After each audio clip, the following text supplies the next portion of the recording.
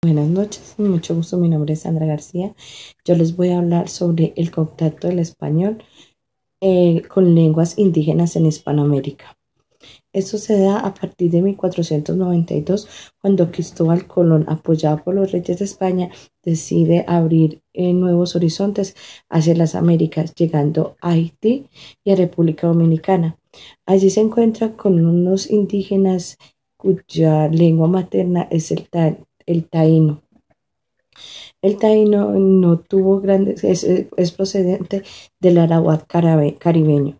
Este idioma no pudo ser muy representativo debido a que por la llegada de los españoles, los indígenas fueron reducidos muy rápidamente y las enfermedades biológicas que traían los españoles los eliminó, por lo tanto, esta lengua murió rápidamente.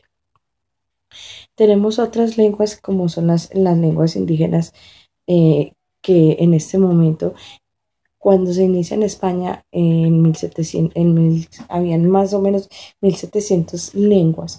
Actualmente solo hay de 500 a 700 lenguas indígenas que sobreviven pues al descubrimiento español. Se dan varias influencias desde la corona. Inicialmente se llega a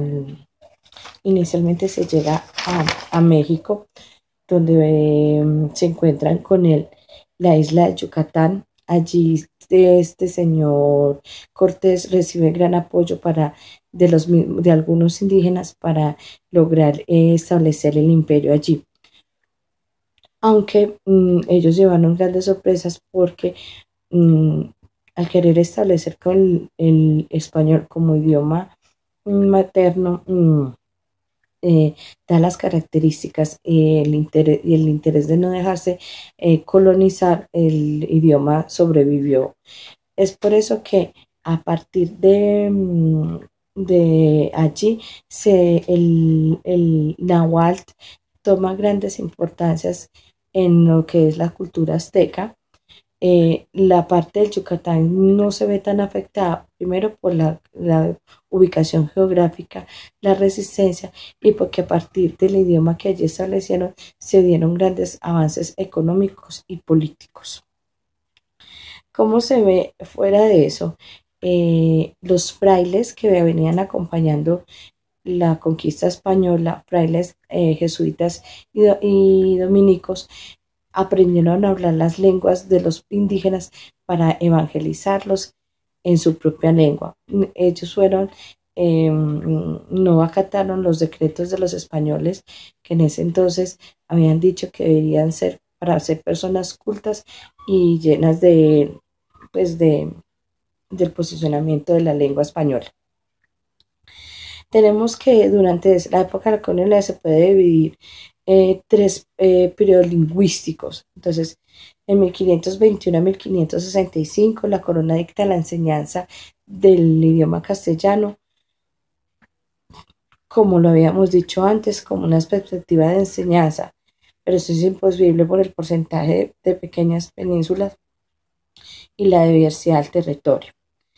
En inicios de 1570, Felipe II revoca eso y dice que entonces sigan enseñando con las lenguas de los indígenas, pero llega Carlos, llega a finales del siglo XVI y XVII, se vuelve a la enseñanza del castellano.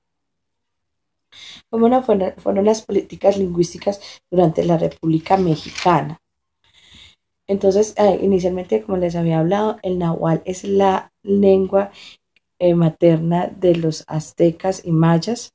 De allí salen grandes aportes para el español, como es ocelote, elote, ejote, que son terminaciones propias del náhuatl combinadas con el español. Ellos, al formarse esta unión del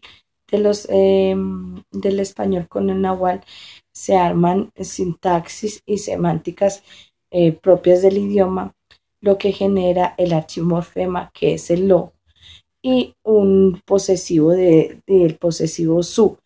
Por ejemplo, cuando dicen es su libro de él o su casa de él. Ese es el H morfema que se ve tanto en el náhuatl, que es la cultura azteca, como en la maya, en el quechua, que es en los incas, y en el guaraní, que es en el Paraguay.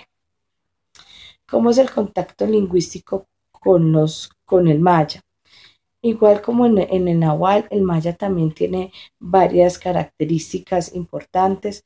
La región ha experimentado fuertes cambios actualmente sociales y políticos debido a su interés al aumento de las turístico en lo que es la región de la Ribera Mexicana y Cancún, en que en este momento pues tienen, ellos estaban muy orgullosos de su lenguaje porque tenían aún conservaban muchas palabras y documentos autóctonos de la región. Las lenguas mayas tienen pronombres para la primera y la segunda persona. Para la tercera, este hecho podría suplicarse a la omisión de algunos contextos que lo son posibles recuperar por la formación del referente. ¿Qué contacto se tuvo en lo que es la región andina? En el imperio incaico con más de 8 millones el quechua hablante y más de 8 millones de aymara hablantes. Tienen irónicamente la administración española en la región en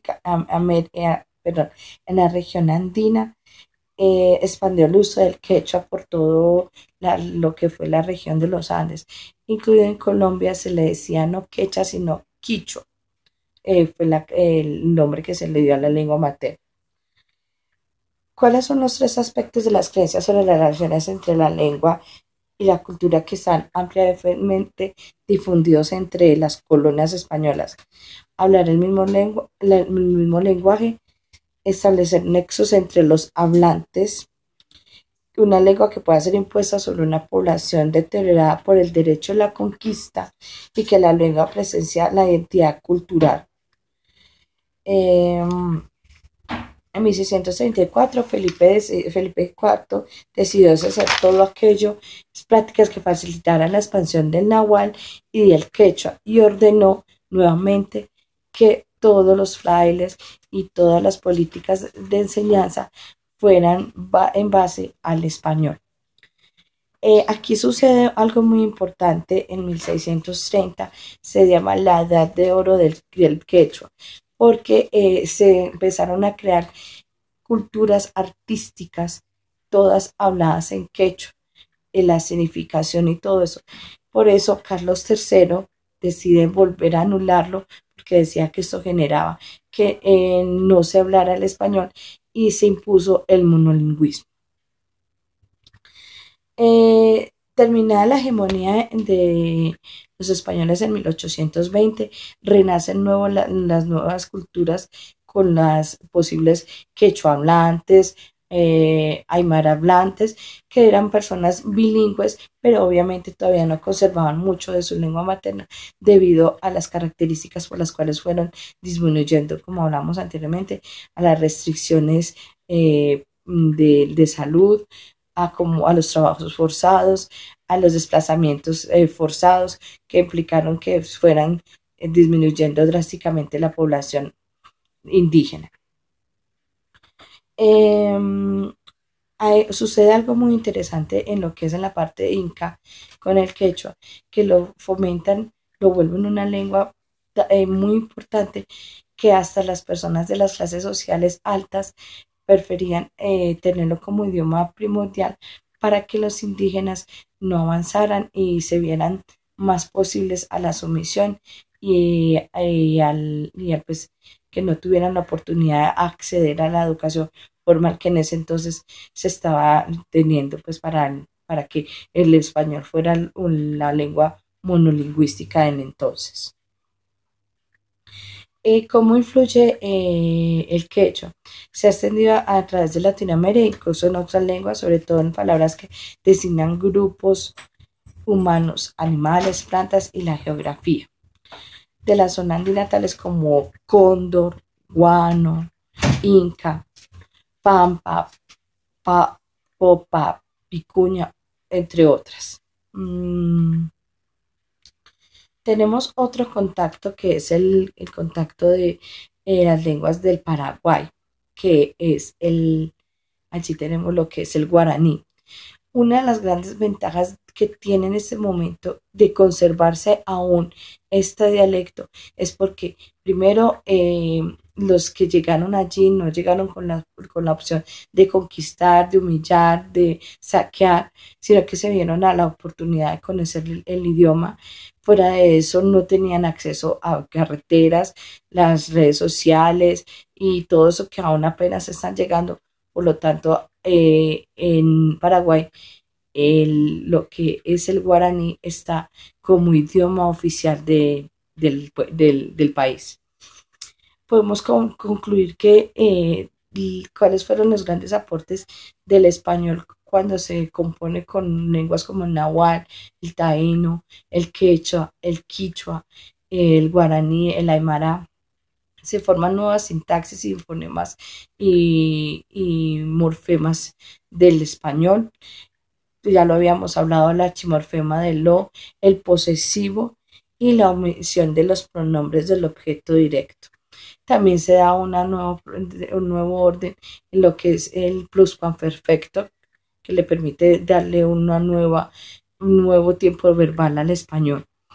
En conclusión, son muchas las riquezas que nos ha dejado las diferentes dialectos de las diferentes culturas que se asentaron en la parte de los Andes, pero que lastimosamente por por las nuevas políticas de poner el español como idioma universal y idioma, digamos, único para hablar, se hayan perdido las costumbres que se tenían del dialecto. Eso es todo. Muchas gracias. Feliz noche.